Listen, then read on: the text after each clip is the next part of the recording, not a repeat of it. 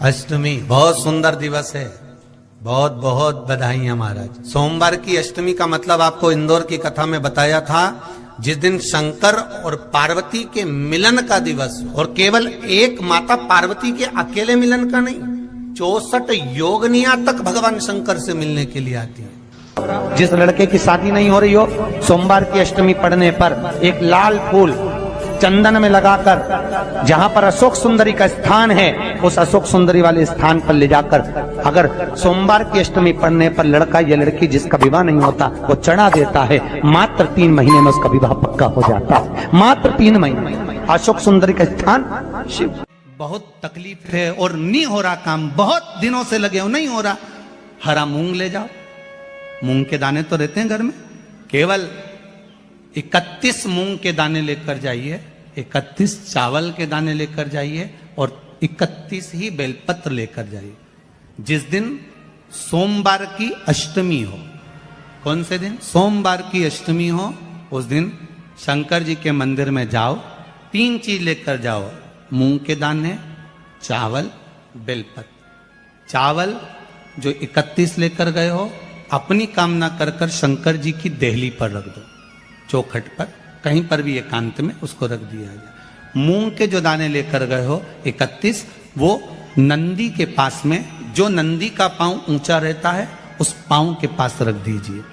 और जो 31 बेलपत्र लेकर गए हो, वो 31 बेलपत्र अशोक सुंदरी वाली जो जगह है, आपको पहले बताया है कथा में, अशोक सुंदरी जी का स्थान, ये शिवलिंग, ये जलाधारी जहां से पानी बहता है, उसके बीच में एक मोटी सी लाइन होती है, जो शंकर भगवान की छोटी लड़की अशोक सुंदरी का। शिव जी के 13 बच्चे हैं, 13 बच्चे में सबसे छोटी लड़की अशोक सुंदरी यहीं पर विराजमान होती है, जहां से पानी नीचे गिरता है।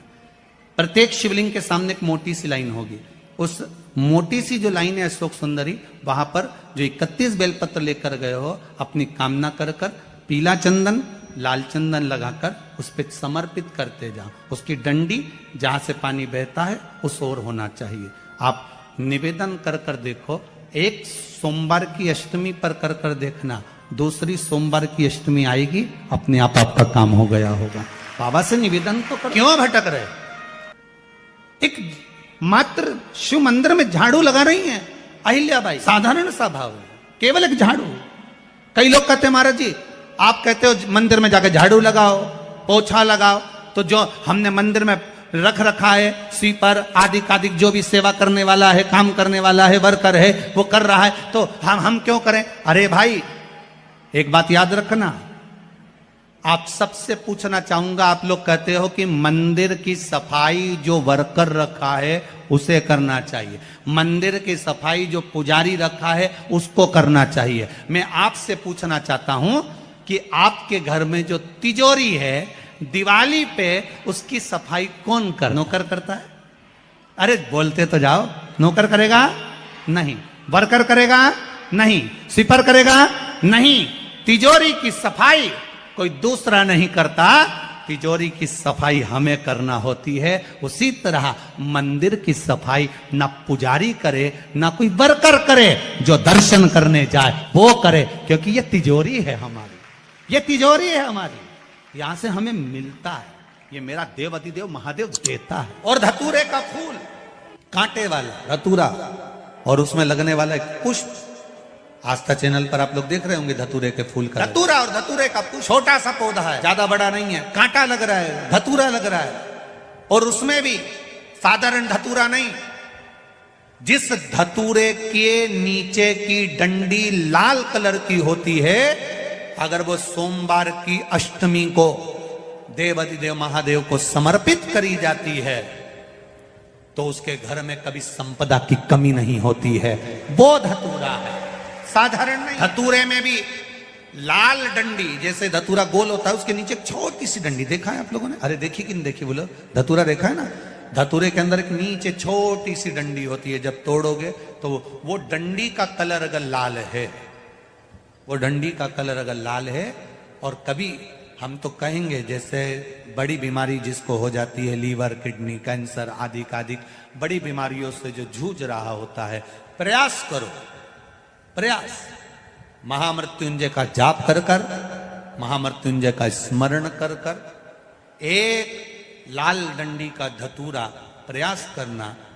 एक धतूरा मिल जाए या 5 धतूरे मिल जाए किसी भी एकांतेश्वर महादेव पर, जो शिव मंदिर एकांत में हो, जहां कोई जाता आता नहीं हो। वैसे तो अब बहुत मुश्किल है कि ऐसा मंदिर मिल जाए जहां कोई जाता आता नहीं हो।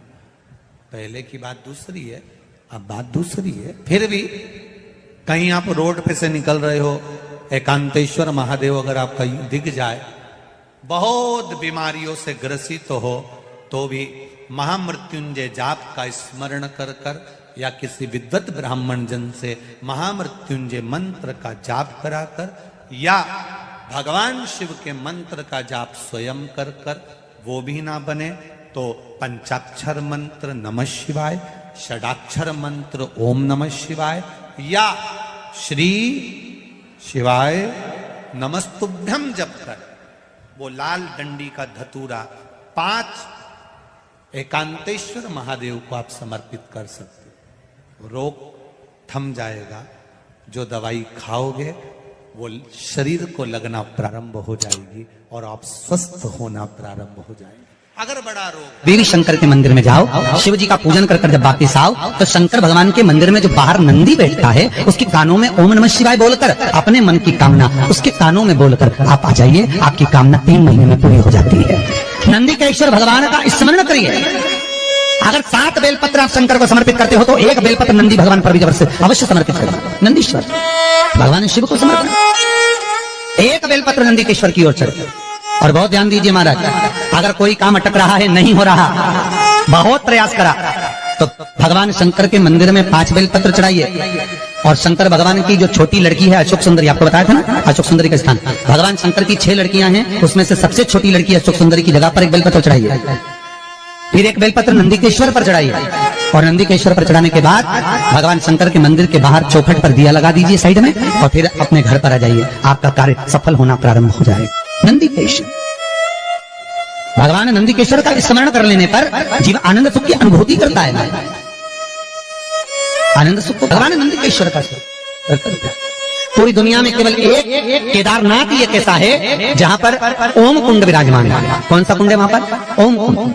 जो बच्चा हकलाता है, तोतला बोलता है या गूंगा होता है, जिसकी वाणी नहीं होती, वो अगर ओम कुंड पर जाकर ओम बोलने का प्रयास करता है तो जितनी देर तक उसके मुंह से घुन्न की आवाज निकलती है उतनी देर तक ओम कुंड में से पानी का बुलबुला निकलता रहता है। और 7 या 8 बार बोलने से व्यक्ति हकलाना छोड़ देता है, तोतला बोलना छोड़ देता है, उसकी वाणी आ जाती है। वो ओम कुंड केदारनाथ जी में बसता है। कहाँ बसता है? केदार। सोमवार की अष्टमी हो उस दिन घर में अगर कोई व्यक्ति बीमार पड़ा है, घुटने दुख रहे हो, कमर दुख रही हो, पीठ दुख रही हो, कंधा दुख रहा हो, सिर दुखता रहता हो, आंखों में जलन रहती हो, कोई भी तकलीफ रहती हो, तो सीधी सीधी शिव पुराण कहती है सोमवार के दिन की अष्टमी।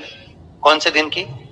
सोमवार के दिन अगर अष्टमी पड़ जाए, अष्टमी तिथि, तो 14 दाने चने की दाल के लेकर सोमवार की अष्टमी के दिन उस व्यक्ति पे से 14 बार उतार कर शंकर जी का नाम लेकर शंकर जी के मंदिर में शिव जी पे चढ़ा दो, उस व्यक्ति को शारीरिक कष्ट बंद हो जाएगा। हर बार तकलीफ, कुंदकेश्वर भगवान की कथा कहती है जो बच्चा बार बार गिरता हो, बीमार पड़ता हो, या कोई व्यक्ति का बार बार एक्सीडेंट होता हो, बार बार तकलीफें आ रही हो, कहीं कोई गाड़ी से ठुका गई, कोई गाड़ी गिर गई, कोई गाड़ी से गिर गया, या कोई एक्सीडेंट हो गया, जिस व्यक्ति का बारंबार एक्सीडेंट होता हो, यहाँ तक शास्त्र कहता है अगर किसी का एक्सीडेंट हुआ है और वो वेंटिलेटर पर भी पड़ा हुआ है तो कुंदकेश्वर भगवान शंकर के लिए 7 सफेद फूल एक पानी के लोटे में भरकर उसमें थोड़ा सा दूध डालकर सफेद फूल को रखकर कुंदकेश्वर का नाम लेकर जिस व्यक्ति का एक्सीडेंट हुआ है या जो व्यक्ति बार बार एक्सीडेंट होता है उसका स्पर्श कराकर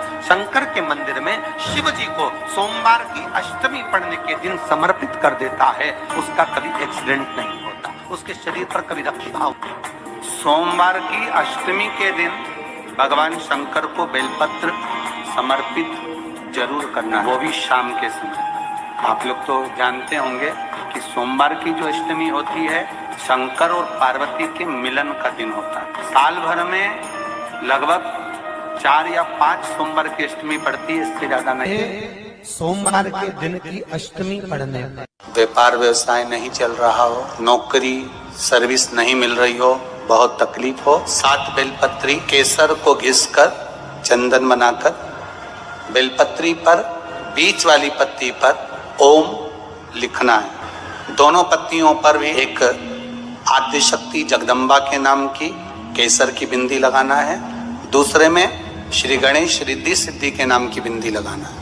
शिव जी पर समर्पित करते जाना, शंकर को चढ़ाते जाओ। सोमवार की अष्टमी के दिन भगवान शंकर को बेलपत्र समर्पित जरूर करना, वो भी शाम के साथ। आप लोग तो जानते होंगे कि सोमवार की जो अष्टमी होती है शंकर और पार्वती के मिलन का दिन होता है। किसके मिलन का है?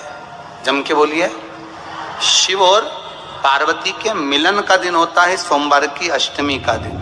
सोमवार की अष्टमी पड़ने वाले दिन अगर बेलपत्र पर केसर का भाग लगाकर ओम लिखकर केसर का ही तिलक लगाकर मां आद्यशक्ति गणेश जी रिद्धि सिद्धि के नाम से 7 बेलपत्र शिव को समर्पित कर कर लाल वस्त्र में उसको बांधकर, जिसका व्यापार व्यवसाय या नौकरी सर्विस नहीं हो, बहुत कष्ट चल रहा हो, बहुत जिंदगी में दुख चल रहा हो, उसको 2-1 महीना रख कर देखो, बाबा लाइन लगा देगा आपकी संपदा की ओर, आपका हाथ पकड़ दे। सोमवार की अष्टमी शिव को रिझाने की, भगवान शंकर को मनाने की, शिव को प्राप्त करने का एक साधन है। तकलीफ है और नहीं हो रहा काम, बहुत दिनों से लगे हो, नहीं हो रहा, हरा मूंग ले जाओ।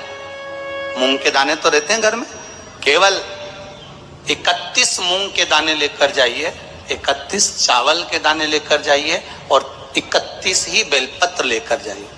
जिस दिन सोमवार की अष्टमी हो, कौन से दिन? सोमवार की अष्टमी हो, उस दिन शंकर जी के मंदिर में जाओ, 3 चीज लेकर जाओ, मूंग के दाने, चावल, बेलपत्र। चावल जो 31 लेकर गए हो अपनी कामना कर कर शंकर जी की देहली पर रख दो, चौखट पर, कहीं पर भी एकांत में उसको रख दिया गया।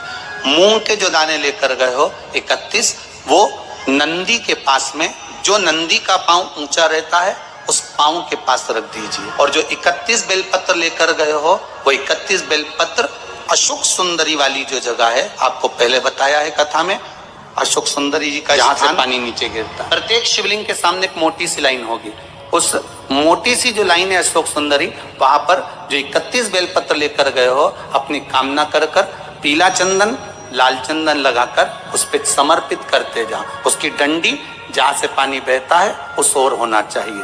आप निवेदन कर कर देखो, एक सोमवार की अष्टमी पर कर कर देखना, दूसरी सोमवार की अष्टमी आएगी, अपने आप आपका काम हो गया होगा। बाबा से निवेदन तो क्यों भटक रहे? हरि हरि महादेव शंभु, काशी विश्वनाथ गंगे, हरि हरि भूतनाथ शंभु, सदा शिव पार्वती संगे। तो एक बार बोलिए प्रेम से शिव जी की जय, माता पार्वती की जय। आज सुनेंगे पहला सोमवार की कथा। यह कथा सुनने से होगी मनोकामना पूर्ण। कथा के अनुसार एक समय की बात है, एक साहूकार था जो भगवान शिव का अनन्य भक्त था। उसके पास धन्य धान्य की कोई कमी नहीं थी, लेकिन उसके कोई संतान नहीं थी।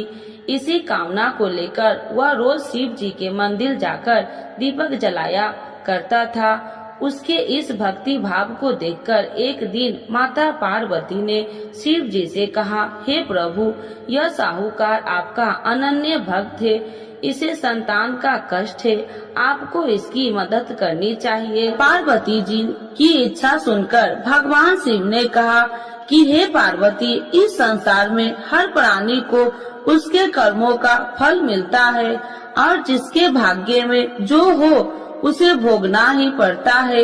लेकिन पार्वती जी ने साहूकार की भक्ति का मान रखने के लिए उसकी मनोकामना पूर्ण करने की इच्छा जताई। माता पार्वती के आग्रह पर शिव जी ने साहूकार को पुत्र प्राप्ति का वरदान तो दिया, लेकिन साथ ही यह भी कहा कि उसके बालक की आयु केवल 12 वर्ष होगी माता पार्वती और भगवान शिव की बातचीत को साहूकार सुन रहा था। उसे न तो इस बात की खुशी थी और न ही दुख। वह पहले की भांति शिव जी की पूजा करता रहा। कुछ समय के बाद साहूकार के घर एक पुत्र का जन्म हुआ। वह बालक 11 वर्ष का हुआ तो उसे पढ़ने के लिए काशी भेज दिया गया। साहूकार ने पुत्र के मामा को बुलाकर उसे बहुत सारा धन दिया और कहा कि तुम इस बालक को काशी विद्या प्राप्ति के लिए ले जाओ और मार्ग में यज्ञ कराना। जहाँ भी यज्ञ कराओ वहाँ ब्राह्मणों को भोजन कराते और दक्षिणा देते हुए जाना। दोनों मामा भतीजा इसी तरह यज्ञ कराते और ब्राह्मणों को दान दक्षिणा देते काशी की ओर चल पड़े। रात में एक नगर पड़ा जहाँ नगर के राजा की कन्या का विवाह था, लेकिन उस राजकुमार से उसका विवाह होने वाला था। वह एक आंख से कन्हा था। राजकुमार के पिता ने अपने पुत्र के कन्हा होने की बात को छुपाने के लिए एक चाल सोची। साहूकार के पुत्र को देखकर उसके मन में एक विचार आया। उसने सोचा क्यों न इस बालक को दुल्हा बनाकर राजकुमारी से विवाह करा दूं। विवाह के बाद इसको धन देकर विदा कर दूंगा और राजकुमारी को अपने घर जाऊंगा। लड़के को दूल्हे के वस्त्र पहनाकर राजकुमारी से विवाह कर दिया। लेकिन साहूकार का पुत्र ईमानदार था। उसे यह बात अन्याय संगत नहीं लगी। उसने अवसर पाकर राजकुमारी की चुनरी के पल्ले पर लिखा कि तुम्हारा विवाह तो मेरे साथ हुआ है, लेकिन जिस राजकुमार के संग तुम्हें भेजा जाएगा वह एक आंख से कन्हा है। मैं तो काशी पढ़ने जा रहा हूँ। जब राजकुमारी ने चुनरी पर लिखी बातें पढ़ी तो उसने अपने माता पिता को यह बात बताई। राजा ने अपनी पुत्री को विदा नहीं किया, जिससे बारात वापस चली गई। दूसरी ओर साहूकार का लड़का और उसका मामा काशी पहुँचे और वहाँ जाकर उन्होंने यज्ञ किया। जिस दिन लड़के की आयु 12 साल की हुई उसी दिन यज्ञ रखा गया। लड़के ने अपने मामा से कहा कि मेरी तबीयत कुछ ठीक नहीं है। मामा ने कहा तू अंदर जाकर सो जाओ। शिव जी के वरदान अनुसार कुछ ही देर में उस लड़के के प्राण निकल गए। मृत भांजे को देख उसके मामा ने विलाप शुरू किया। संयोगवश उसी समय शिव जी और माता पार्वती उधर से जा रहे थे।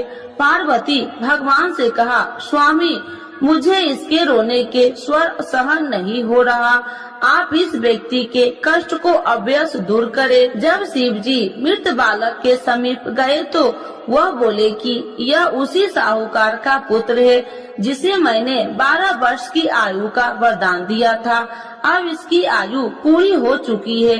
लेकिन मातृ भाव से विभोर माता पार्वती ने कहा कि हे महादेव आप इस बालक को और आयु देने की कृपा करें, अन्यथा इसके वियोग से इसके माता पिता भी तड़प तड़प कर मर जाएंगे। माता पार्वती के आग्रह पर भगवान शिव ने उस लड़के को जीवित होने का वरदान दिया। शिव जी की कृपा से वह लड़का जीवित हो गया। शिक्षा समाप्त करके लड़का मामा के साथ अपने नगर की ओर चल दिया। दोनों चलते हुए उसी नगर में पहुंचा जहां उसका विवाह हुआ था। उस नगर में भी उन्होंने यज्ञ का आयोजन किया। उस लड़के के ससुर ने उसे पहचान लिया और महल में ले जाकर उसकी खातिरदारी की और अपनी पुत्री को विदा किया। इधर साहूकार और उसकी पत्नी भूखे प्यासे रहकर बेटे की प्रतीक्षा कर रहे थे। उन्होंने प्रण कर रखा था कि यदि उन्हें अपने बेटे की मृत्यु का समाचार मिला तो वह भी प्राण त्याग देंगे, परंतु अपने बेटे की जीवित होने का समाचार पाकर वह बेहद प्रसन्न हुई। उसी रात भगवान शिव ने व्यापारी के स्वप्न में आकर कहा, हे श्रेष्ठ, मैंने तेरे सोमवार के व्रत करने और व्रत कथा सुनने से प्रसन्न होकर तेरे पुत्र की लंबी आयु प्रदान की है। इसी प्रकार जो कोई सोमवार व्रत करता है या कथा सुनता है और पढ़ता है, उसके सभी दुख दूर होते हैं और समस्त मनोकामनाएं पूर्ण होते हैं। तो एक बार बोलिए प्रेम से शिव जी की जय, माता पार्वती की जय।